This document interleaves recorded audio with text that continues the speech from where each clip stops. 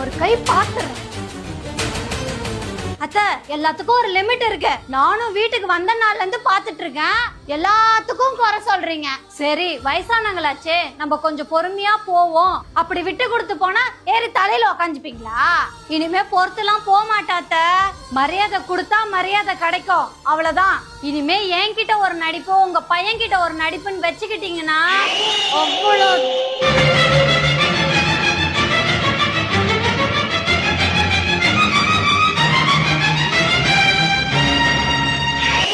உங்களுக்கு அவ்வளவுதான். இனிமே நீங்க ஏதோ வெயில்